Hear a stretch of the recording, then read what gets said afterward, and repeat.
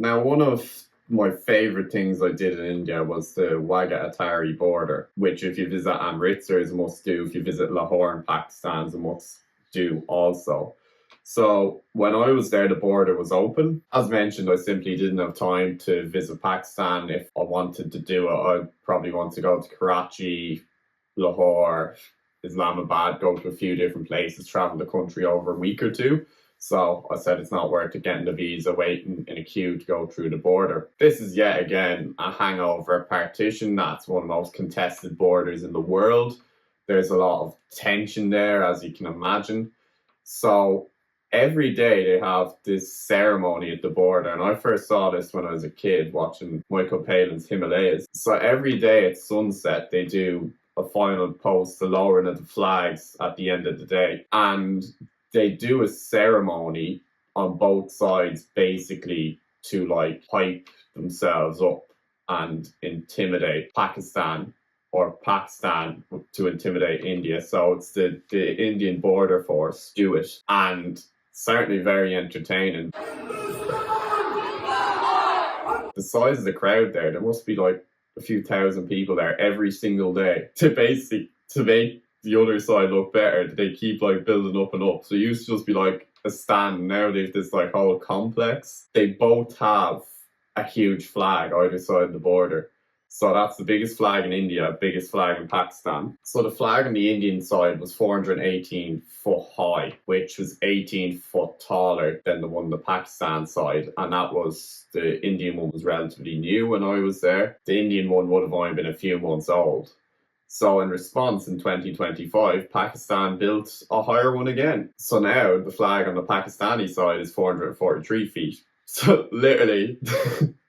This is the level of flexing. One builds a flagpole and then the other builds a higher flagpole. Apparently you can see both the flags from Lahore.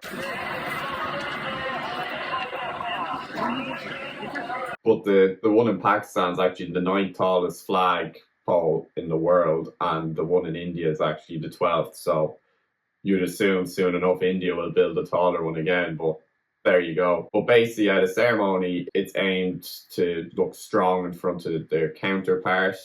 It's actually served as kind of a peaceful way to flex, essentially. There's like Indian music, there's dancing.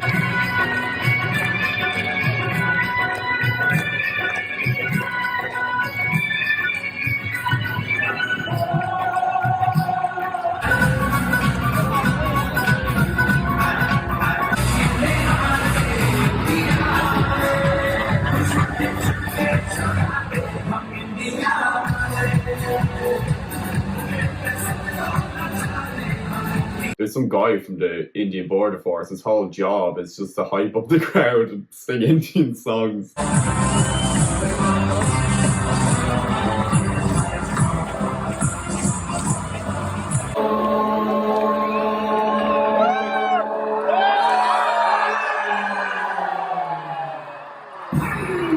So the hype guy, he was encouraging chants, and it was absolutely crazy because you could hear chanting on both sides of the border, so the Pakistani side and the Indian side. The chants on the Indian side were mainly Hindustan Zindabad or Jai Hind. So basically Hindustan Zindabad means essentially Hindustan or India forever, or long live India essentially. And then Jai Hind means victory to India. So that's originally a nationalist statement used by people like Bose, who I've mentioned in an earlier video, and prominent figures who were involved in the Indian independence movement. Now I found Hindustan Zindabad an interesting one because Hindustan directly translated means land of the Hindus. Hindustan's largely become just what India's known as. I don't think they literally mean land of the Hindus, but I thought it was interesting nonetheless. On the other side, you could hear Pakistan Zindabad, the opposite essentially, which Pakistan directly translated means, I think, pure land or land of the pure. So they're saying long live Pakistan. So on one side you have long live India against long live Pakistan. So it's crazy because in the video you can hear the chants kind of on top of one another, but at the same time.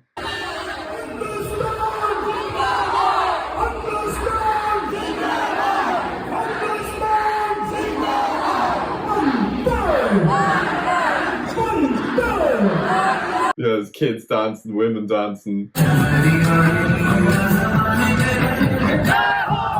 And then the same thing's going on the Pakistan side.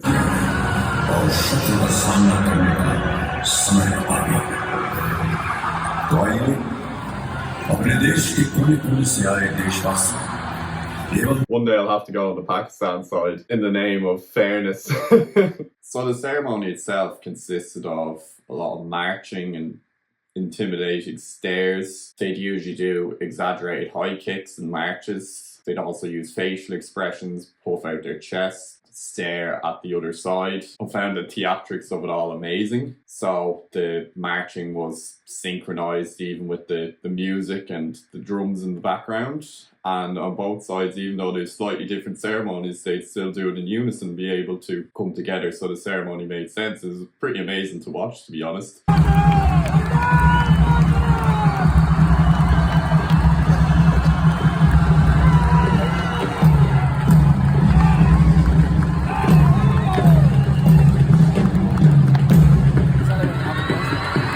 You can even see the soldiers, the ordinary soldiers aren't specifically involved in the ceremony, are staring each other down on both sides of the border.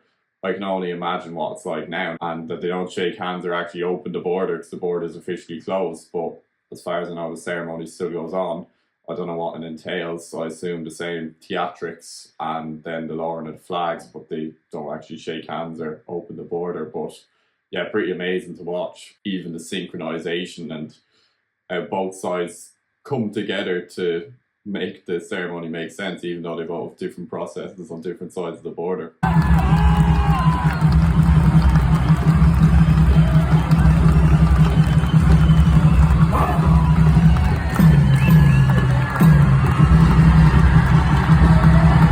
So essentially it was the Indian Border Security Force on the Indian side and the Pakistani Rangers on the Pakistan side. Both sides would pick the tallest and strongest, most capable soldiers.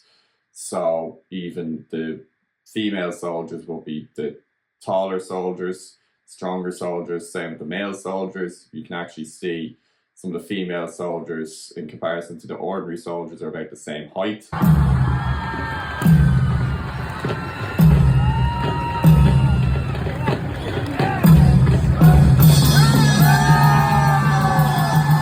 But even when I was there, they shook hands, so they do the whole ceremony and shake hands.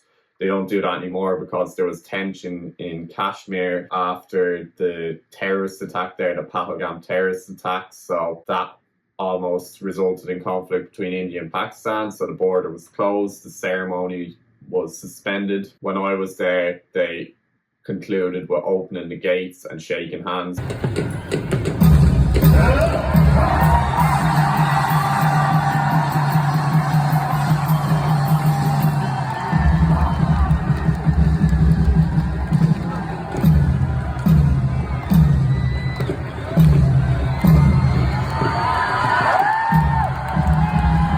Before they lowered the flags.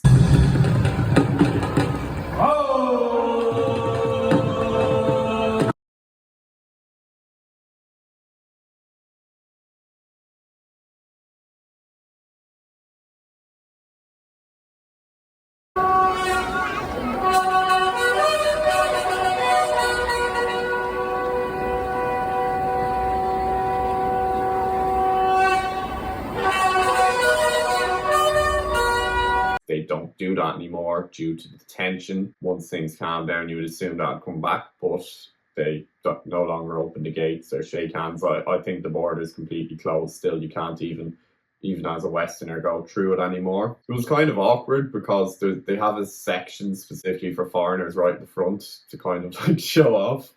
So we were like escorted to the foreigners section, and there's people selling ice cream, selling food. So it is a great crack. It is a bit of a laugh, and as I said, I'd really recommend it. There's something actually I've never talked about before. So there's two female soldiers in front of me, and something I never realized before I went to India is that culturally people hold hands a lot. So it would be seen as something like romantic in the West, but in India it's not at all. So like if you're there with one of your mates, you would just like hold hands as like kind of a sign of like friendly affection.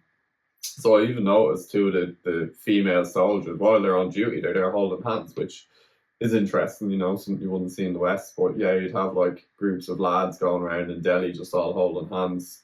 Apparently it's not as common as it used to be, because particularly with like a globalized world and the influence of Western culture, but it's something interesting nonetheless that I didn't expect.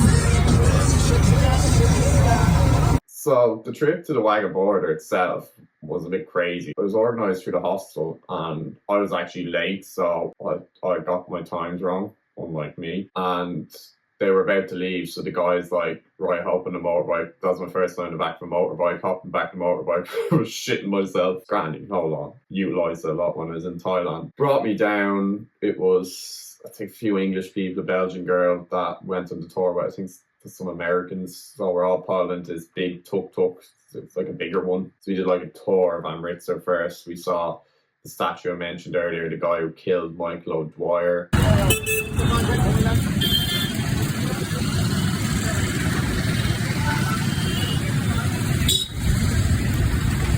But this is crazy, like, so we were rammed by a cow. So it's just like a cow in the middle of this really busy road, and the cow seemed quite distressed. There's so much traffic, and the cow actually went and rammed the tuk-tuk. So that was a bit of a crazy start. The guy himself, he was a bit of a creep, to be honest. He was saying that he'd never been to Pakistan. He said the only people he knows that have been crossed in illegally, and he says there is certain areas of the border that are more open, you can cross in illegally. An interesting perspective on Gandhi. He said he didn't like Gandhi at all, which I found is quite conflicting opinion in terms of like the Indian independence movement. As I said before, when I was in Delhi, some guy was telling us that he wished the British would come back. And this guy is saying, yeah, I think he's an Indian nationalist, he believed in independence, but that he didn't like Gandhi. And he was saying that the guy that killed Gandhi wrote a book called Why I Killed Gandhi, which I always liked different opinions, different perspectives. So I'd actually like to read it someday. I can't say what his argument was. If you're interested, probably interesting to look up, but I'd assumed that obviously most Indians would see Gandhi as a hero. I think essentially he saw like Gandhi, Nehru, Indira Gandhi, that whole political dynasty. I think he saw them as just in it for themselves, not really proper Indian nationalists, and India hasn't come to its full potential as a result of them. I think he was a big Modi supporter, which is quite interesting, but maybe something that I'll research and look into in the future. On the way, we did stop somewhere in a restaurant. I was a little less careful about what I ate because I knew I was going home soon, so I was like, even if I get sick, it won't be the end of the world. So I did have a curry on the way, which is delicious. That's the thing, I was kind of too scared at first, but the curries were some of the nicest I've had. And it's funny, you'd ask for like mild, like a Western rate, they'd make it less spicy once they saw you were from the West. But it's still far spicier than anything I ever had in England or Ireland. And I liked it, I really liked it, but probably too spicy for a lot of people. Still spicier than anything I had in England or Ireland. So the road actually to the Wagah Attari border, that Amritsar to Lahore road, is actually the Grand Trunk Road, which is one of Asia's oldest and most significant trade routes. It's over 2,500 years old, connected Bangladesh, well, modern day Bangladesh to modern day Afghanistan. And it's interesting because obviously now it's difficult to travel because it's difficult to get through the Wagah border, and for various different reasons, modern borders, things like that. But I find it interesting, obviously. Perhaps it's maybe easier to travel back in the past, and maybe it'd be easier to travel through one day. But yeah, we got kitted out. It's funny. It's like going to a football match or something. On the way, where we stopped to get the curry, they're literally like, "Oh, will we paint your face?" So they painted all our faces in Indian flags, Indian colours. I got an Indian Army hat. Felt like it was a stolen valor. Hopefully, I don't think anyone thought it was in the Indian Army, but dodgy. And yeah, it's just like the atmosphere was unbelievable. It's like being at a mini football match. Tracks thousands every day. Yeah, and then the way back in the dark, that was a bit scary. In the Grand Trunk Road in the dark in a tuk-tuk.